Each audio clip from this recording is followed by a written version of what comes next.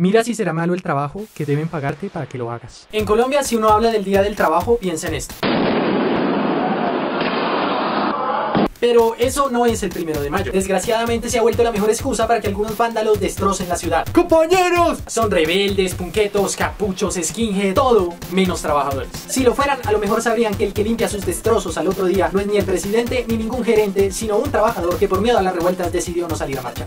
La historia del Día del Trabajo nace durante la Revolución Industrial del siglo XIX. Chicago era la segunda ciudad más importante de Estados Unidos. Allí llegaban muchos emigrantes a trabajar en las nuevas y gigantescas fábricas. Antes del surgimiento de la industria, el trabajo se negociaba con el empleador a cambio de tierra y seguridad, pero ahora, en la ciudad, eso era simplemente imposible. Sin muchas oportunidades, los trabajadores sufrían las peores condiciones laborales, llegando a trabajar hasta 18 horas seguidas con sueldos miserables. El trabajo era la única forma para campesinos de obtener alimento en la ciudad. El trabajador asalariado y la aparición del marxismo crearía la lucha de clases y el surgimiento de la pobreza. Paréntesis. Marx fue tal vez el filósofo más importante del siglo XIX. Para él, la historia de todas las sociedades hasta nuestros días es la historia de la lucha de clases. Sostuvo que el capitalismo produciría inevitablemente tensiones internas que lo llevarían a la destrucción. Y así como el capitalismo sustituyó al feudalismo, él creía que el socialismo reemplazaría al capitalismo. Y así surgiría una sociedad sin Estado, sin clases, llamada comunismo. Marx fue un buen tipo, pero estaba un poco equivocado. Ni el capitalismo ha colapsado, ni el comunismo fue la gran utopía que todos se imaginaron. Dio origen a regímenes dictatoriales que a nombre del bienestar común limitaron las libertades individuales.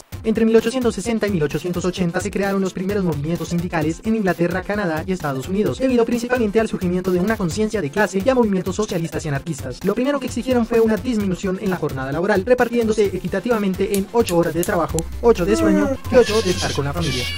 El 1 de mayo de 1886 irrumpió con fuerza como el día definitivo que los trabajadores cambiarían la historia. Ese 1 de mayo se paralizó Estados Unidos y muchos trabajadores salieron a la calle para exigirle al gobierno que redujera la jornada laboral. La huelga continuó en Chicago los siguientes 4 días con enfrentamientos con la policía, llegando a su punto máximo el 3 de mayo frente a una fábrica que seguía funcionando con trabajadores que no entraron en paro. Cuando la jornada laboral terminó, se enfrentaron entre ellos y la policía abrió fuego, dejó 6 muertos y docenas de heridos. Adolf Fischer, un periodista de uno de los 2 diarios anarquistas de Chicago, imprimió 25.000 panfletos para que los trabajadores vengaran la muerte de sus compañeros. De manera profética escribió: trabajadores, la guerra de clases ha comenzado. Al final instaba a reunirse al día siguiente en la plaza Haymarket. Allí se reunieron, pero a las 9:30 de la noche el inspector de la policía empezó a sacarlos de la plaza, reprimiendo a los obreros que aún estaban en el lugar. De pronto, un artefacto explosivo estalló matando a uno de los policías. La policía en respuesta abrió fuego a la multitud. Se declaró el estado de sitio y se persiguió a los intelectuales que incentivaron la marcha. Se les llevó a la horca a 5 de ellos en un juicio que no respetó norma procesal. Años más tarde serían perdonados por la que era una evidente persecución política. No hay número exacto, pero fueron miles los detenidos, procesados, heridos de bala y torturados por la policía.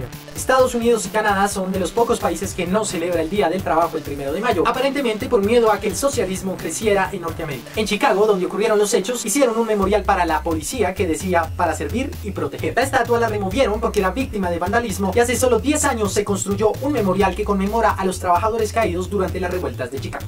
La palabra trabajo surge de tripalium, o 3 palos, que era el nombre de un yugo con el que amarraban a los esclavos. De allí surgiría la palabra tripaliere, o sufrimiento, y trebajo, o esfuerzo, sacrificio. Bastante entendible esta relación entre dolor y trabajo, pues en esa época la gran mayoría de personas labraba el campo. Sindicato surge del griego síndicos, que a su vez surge de sin, conjuntamente, asociación, y del verbo dikein, hacer justicia. En la antigua Grecia, un síndico era miembro de una comisión de 5 oradores públicos encargados de defender las leyes antiguas. Los sindicatos son asociaciones de trabajadores que buscan hacer justicia común. Un esquirol es como se llama a los trabajadores que se prestan a trabajar durante una huelga. La palabra surge del latín sciurus, que a su vez surge del griego sciuros, que hace referencia al animal que conocemos como ardilla. Existía un antiguo pueblo catalán a finales del siglo XIX llamado Santa María Corcó, donde había una posada que tenía una jaula con una ardilla como si fuera un hámster. La posada adquirió tanta fama que se llamó de esquirol, y luego este nombre pasó a ser el de la aldea. En algunos pueblos cercanos se desató una huelga de trabajadores de fábricas de textiles. Los habitantes de este recóndito lugar se ofrecieron a trabajar en lugar de los huelguistas y le llamaron esquiroles en forma despectiva. Anarquía es la idea de un orden político sin estado o poder público. Archi en griego significa mandar, ser el primero. Se usa actualmente con sustantivos de rangos de poder, como por ejemplo archiduque y archienemigo. El prefijo an es una negación, por lo que anarquía significa sin mando, sin dirigente, sin gobierno. Su logo es una A encerrada en un círculo y ha sido estandarte del punk, la música y contracultura que está en contra del sistema.